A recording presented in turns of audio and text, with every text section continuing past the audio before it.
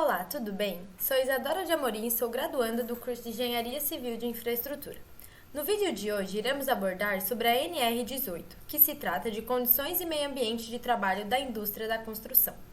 Você sabe para que serve a NR18 ou para que utilizamos esta norma no nosso dia a dia?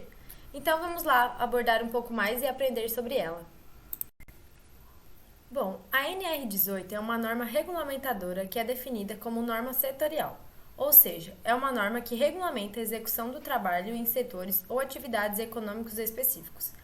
Em 8 de junho de 1978, foi editada a norma regulamentadora NR18 sob o título de Obras de Construção, Demolição e Reparos.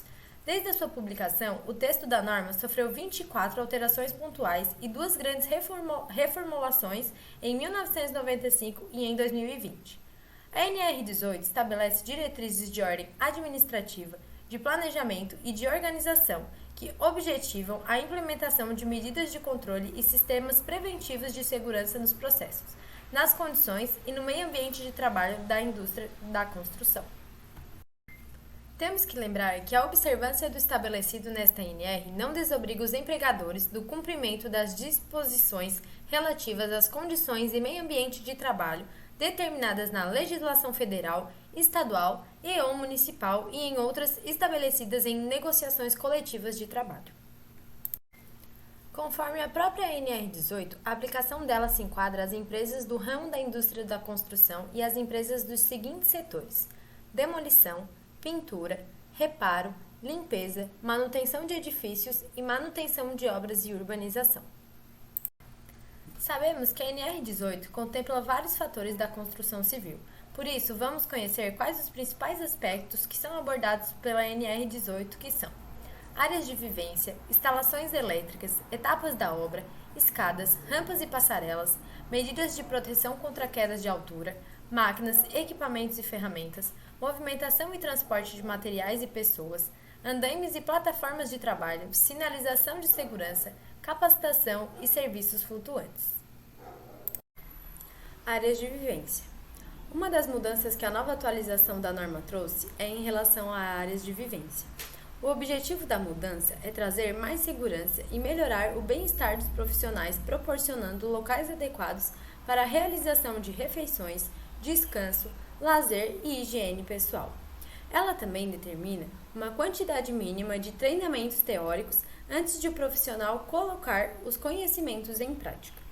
Além disso, ela também proíbe o uso de containers marítimos para servir de alojamento, vestuário ou escritório durante as obras.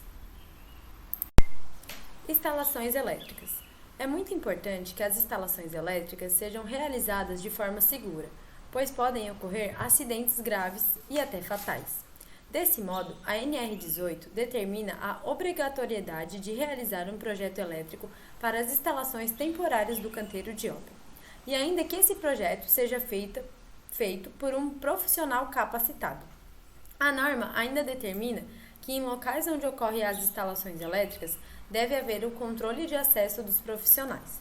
Além disso, os trabalhadores devem sempre utilizar os equipamentos de proteção individual, EPI, para se protegerem de alguns acidentes. Escadas, rampas e passarelas. Segundo a NR18, é obrigatório instalar escadas, rampas ou passarelas quando houver transposição de pisos com um diferencial de 0,4 metros, para garantir a circulação dos trabalhadores no local.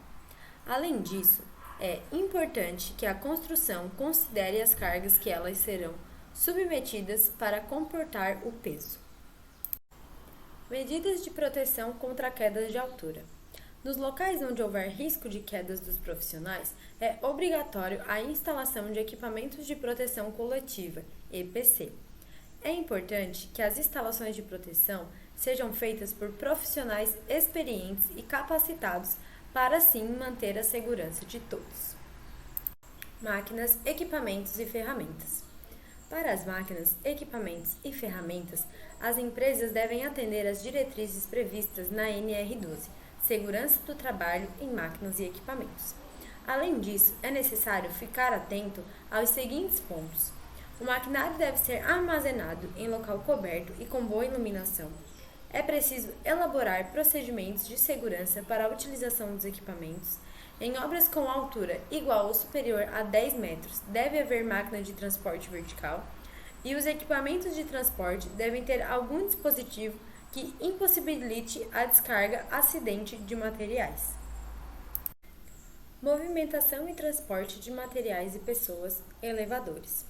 Este tópico aborda o que tange a instalação, montagem, desmontagem, reparos e manutenção em elevadores que realizam o transporte vertical de materiais e de pessoas. Portanto, ele determina que é proibido fazer a instalação de elevadores tracionado com um único cabo. As empresas dos elevadores devem possuir registro em órgãos de classe e a instalação deve ser realizada por um profissional capacitado. Andaimes e plataformas de trabalho. Os andaimes e plataformas devem seguir as seguintes orientações: seguir as normas técnicas vigentes, instalação, manutenção e reparos devem ser feitos por empresas especializadas e a empresa deve ser regulamentada e inscrita em órgãos de classe competente. Sinalização de segurança. A sinalização no canteiro de obra deve ser feita para identificação dos locais de apoio, indicar a localização das saídas de emergência, sinalizar os locais de risco, queda, choque, etc., alertar a utilização dos EPIs, sinalizar a circulação de veículos. Além disso, é obrigatório que os profissionais utilizem roupas com alta visibilidade, coleta, capacete e etc., enquanto estiverem em locais com movimentação de veículos. Capacitação. A capacitação dos profissionais é feita conforme o disposto da norma NR1, Dispostos Gerais. Trata sobre a carga horária, periodicidade e os conteúdos que os profissionais precisam adquirir para executar suas atividades em segurança. Além disso, também é possível fazer a capacitação de maquinário, para que o profissional saiba utilizar os equipamentos corretamente. Serviços em flutuantes.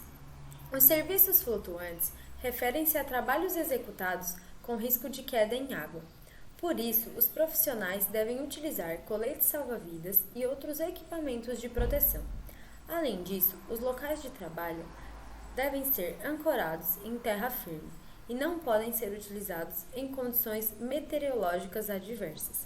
Se o trabalho for executado no período noturno, também deve haver sinalização adequada para manter a segurança dos profissionais. Para esse trabalho, iremos dar enfoque nos itens 18.7 da NR18, na qual se trata das etapas de obra onde são constituídas as seguintes fases: demolição, escavação, fundação e desmonte de rochas. Alguns exemplos se encontram na figura ao lado.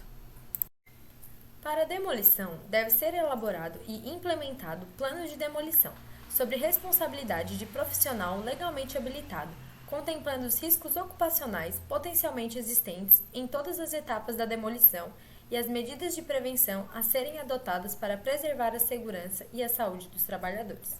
O plano de demolição deve considerar as linhas de fornecimento de energia elétrica, água, inflamáveis líquidos e gasosos, substâncias tóxicas, canalizações de esgoto e escoamento de água, entre outros. As construções vizinhas à obra, a remoção de materiais e entulhos, as aberturas existentes no piso, as áreas para circulação de emergência, a disposição dos materiais retirados, propagação e o controle de poeira e o trânsito de veículos e pessoas. Bom, o serviço de escavação, fundação e desmonte de rochas deve ser realizado e supervisionado conforme projeto elaborado por profissional legalmente habilitado. Os locais onde são realizadas as atividades de escavação, fundação e desmonte de rochas, quando houver riscos, devem ter sinalização de advertência, inclusive noturna, e barreira de isolamento em todo o seu perímetro, de modo a impedir a entrada de veículos e pessoas não autorizadas. Toda escavação com profundidade superior a 1,25 metros somente pode ser iniciada com a liberação e autorização do profissional legalmente habilitado, atendendo o disposto nas normas técnicas nacionais vigentes. O projeto das escavações deve-se levar em conta a característica do solo, as cargas atuantes, os riscos que estão expostos, os trabalhadores e as medidas de prevenção. As escavações do canteiro de obras próximas de edificação devem ser monitoradas e o resultado documentado. Quando existir na proximidade da escavação cabos elétricos, tubulações de água, esgoto, gás e outros, devem ser tomadas medidas preventivas de modo a eliminar o risco de acidentes durante a execução da escavação. O tráfego próximo às escavações deve ser desviado ou, na sua impossibilidade, devem ser adotadas medidas para a redução da velocidade dos veículos. Para as escavações mais específicas, a norma apresenta, em forma de tópicos, os outros procedimentos a serem seguidos.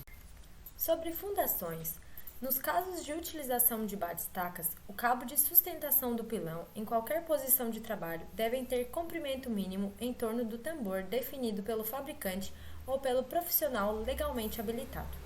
Quando batistacas não estiverem em operação, o pilão deve permanecer em repouso sob o solo ou no fim do guia do seu curso. Quando utilizamos tubulão, é proibida a utilização de sistemas de tubulão escavado manualmente com profundidade superior a 15 metros. A atividade de escavação manual de tubulação deve ser precedida de plano de resgate e remoção. Os trabalhadores envolvidos na atividade de escavação manual de tubulão devem, primeiro, possuir capacitação específica de acordo com o anexo 1 da norma e, segundo, ter exames médicos atualizados de acordo com a NR7. As ocorrências e atividades sequenciais da escavação manual do tubulão devem ser registradas diariamente em livro próprio por profissional legalmente habilitado. No caso de desmonte de rochas, o armazenamento, manuseio e transporte de explosivos deve obedecer às recomendações de segurança do fabricante e os regulamentos definidos pelo órgão responsável. Para a operação de desmonte de rocha-fogo com a utilização de explosivos, é obrigatória a elaboração de um plano de fogo para cada detonação, por profissional legalmente habilitado, considerando os riscos ocupacionais e as medidas de prevenção para assegurar a segurança e saúde dos trabalhadores. A área de fogo deve ser protegida para evitar a projeção de partículas quando expuser o risco aos trabalhadores de terceiros. Durante o carregamento, só devem permanecer no local os trabalhadores envolvidos na atividade, conforme condições estabelecidas pelo blaster. O aviso final da detonação deve ser feito por meio de sirene, com intensidade de som suficiente para que seja ouvido em todos os setores da obra e no entorno. O tempo de retorno ao local da detonação deve ser definido pelo blaster. Entender o que significa a NR18 é importante para manter os colaboradores em segurança no dia a dia da construção. Seguindo essa norma, as empresas evitam acidentes de trabalho, afastamento de colaboradores e o surgimento de doenças ocupacionais. Todas essas medidas são pensadas para garantir o bem-estar dos colaboradores e evitar o risco de acidentes. Além do mais, essa é uma obrigatoriedade prevista na CLT, Consolidação das Leis de Trabalho. Por isso, quando a empresa não coloca as medidas em prática, ela pode sofrer algumas punições. Fazer um investimento na segurança do trabalho é muito importante para organizações e para os profissionais que atuam nela, pois ela evita o risco de acidentes, despesas com indenizações, afastamentos médicos, entre outros. Entretanto, se a empresa não cumpre essas normas, ela pode estar sujeita às seguintes punições: administrativas, como multas, embargo ou interdição da obra; trabalhistas, como ações trabalhistas, despesas com seguro de saúde; e tributária, com aumento na taxa do saque e no FAB, e também ações criminais. Portanto, se você não deseja que a sua empresa sofra com essas ações, é importante atender às regras previstas na NR18. Bom, como vimos, a NR18 é uma ferramenta importante para garantir a saúde e a segurança dos profissionais que trabalham em canteiros de obras.